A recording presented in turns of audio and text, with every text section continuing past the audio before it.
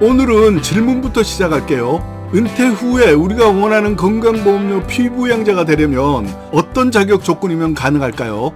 건보료 피부양자 자격 요건은 좀 복잡하기는 한데요. 소득 요건과 재산 요건을 모두 갖추어야 합니다. 은퇴 전후에 알아두어야 할 건보료 피부양자 자격 요건, 오늘 저의 영상을 보신다면 앞으로는 다른 영상 안 보셔도 될 정도로 꼼꼼히 핵심만 정리를 확실하게 해드릴게요. 건보료 피부양자라고 하면 자녀의 직장 건보료에 올라서 건보료를 1도 내지 않고 자녀한테도 1도 부담 주지 않으면서도 건강보험 혜택은 모두 받을 수 있는 개꿀입니다. 은퇴 후에 지역가입자가 되면 건보료 납부는 상당히 부담스럽습니다. 왜냐하면 건보료 지역가입자는 직장가입자와는 다르게 소득과 재산을 모두 합산해서 건보료에 부과하기 때문입니다. 직장가입자에 비해서는 좀 불리한 구조입니다. 그리고 은퇴 전에 30만원과 은퇴 후에 30만원은 전혀 다른 느낌일 겁니다. 이 부분은 은퇴를 하고 근로소득이 없으시면 아주 확실하게 알게 될 것입니다. 그래서 많은 분들이 건보료 피부양자에 탈락되면 건보료 폭탄 맞는다고 얘기할 정도입니다.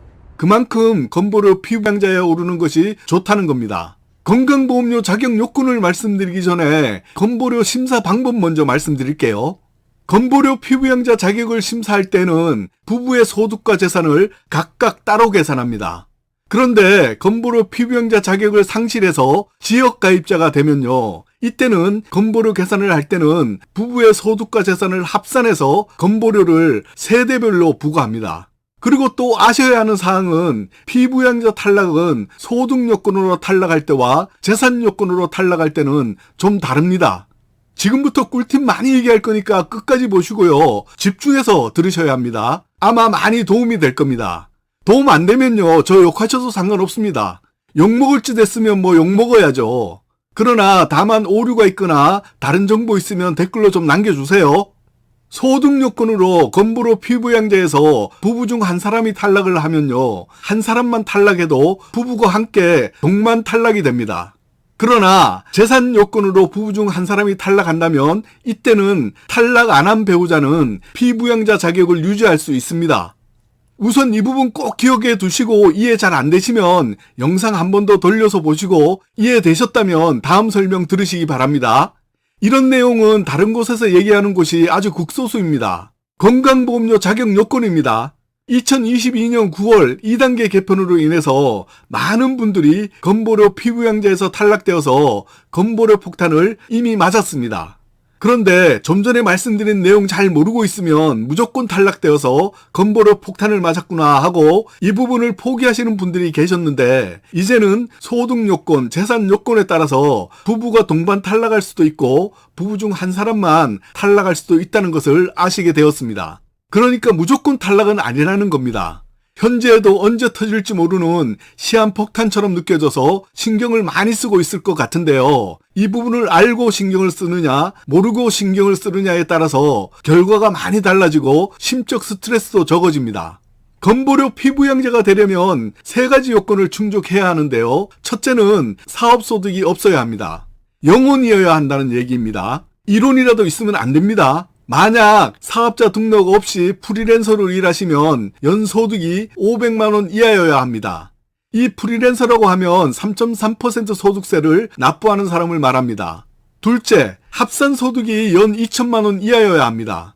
여기에서 소득은 금융소득, 사업소득, 근로소득, 연금소득, 기타 소득을 모두 얘기하는 것인데요. 연금소득에도 국민연금, 공무원연금, 군인연금, 사학연금, 벌정직 우체국연금 등의 공적연금을 말합니다. 건보료 피부양자에게는 이 연금소득이 제일 안 좋은 역할을 하는 것 같습니다. 피부양자 계산할 때 연금소득은 100% 합산소득으로 반영을 하기 때문입니다. 다만 건보료 피부양자에서 탈락되어서 지역 건보료로 계산할 때는 공적연금은 50%만 적용합니다. 다시 한번 말씀드릴게요. 국민연금 등의 공적연금은 건보료 피부양자 소득 계산을 할 때는 100% 모두 적용하고요. 지역가입자가 되어서 계산할 때는 50%만 소득으로 적용합니다. 이 부분은 피부양자에서 탈락시키려고 발악을 하는 것 같죠.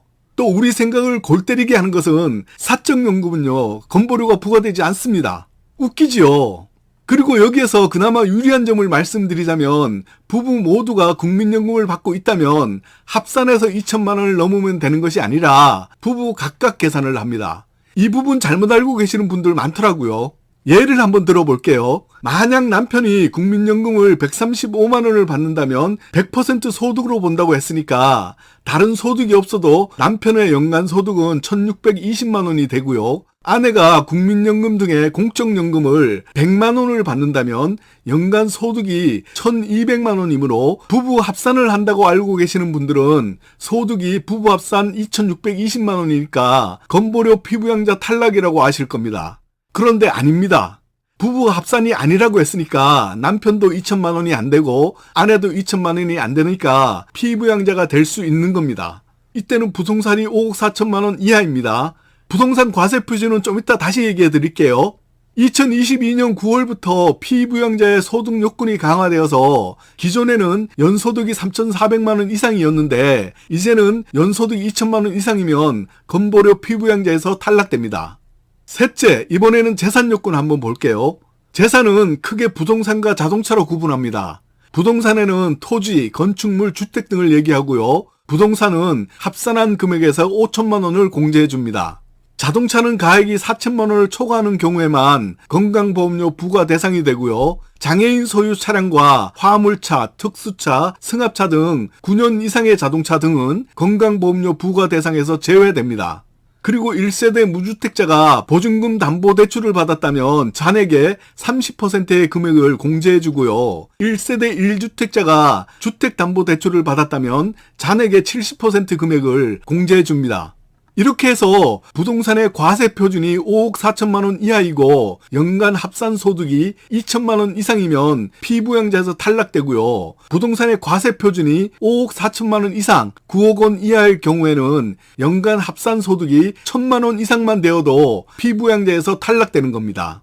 부동산을 볼 때는 시가를 보는 것이 아니라 공시지가를 봅니다. 과세 표준이라고 하는 것은 주택의 경우는 공시가격의 60%를 말하고요. 토지의 경우는 공시가격의 70%를 말합니다. 이 부분도 많이 헷갈려 하시더라고요. 이것도 예를 한번 들어드릴게요. 아파트 한 채가 있는데 실거래가가 12억 원이고 공시지가가 9억 원의 아파트라면 9억 원 곱하기 60% 하면 과세 표준이 5억 4천만 원이라는 얘기이므로 아파트인 경우는 공시지가가 9억 원 이하이면 가능합니다. 그리고 부동산의 과세 표준이 9억 원이 초과해서 피부양자에서 탈락되는 경우라면 부동산을 부부 공동 명의로 하는 것도 꿀팁이라면 꿀팁입니다. 다만 부부 공동명의로 전환하려고 고려할 경우에는 세금, 취등록세를 한 번쯤은 같이 생각해 보셔야 할 겁니다. 좀 전에 피부양자 소득 요건을 볼 때 부부 각각 산정한다고 했잖아요. 그리고 건보료 피부양자 소득 조건을 볼 때 많이 불리한 것이 국민연금 등의 공적연금이라고 했습니다. 참고로 다른 소득이 하나도 없어도 국민연금을 월 167만 원 이상 받으면 건보료 피부양자에서 탈락되는 겁니다. 만약 다른 소득이 조금 있다면 그 소득에 따라서 국민연금을 167만 원보다 적게 받더라도 건보료 피부양자 탈락의 원인이 되겠죠. 그러므로 은퇴 후에 국민연금은 좋은 점도 아주 많지만 이렇게 불리한 점도 있다는 것 알아두시면 될 것 같습니다.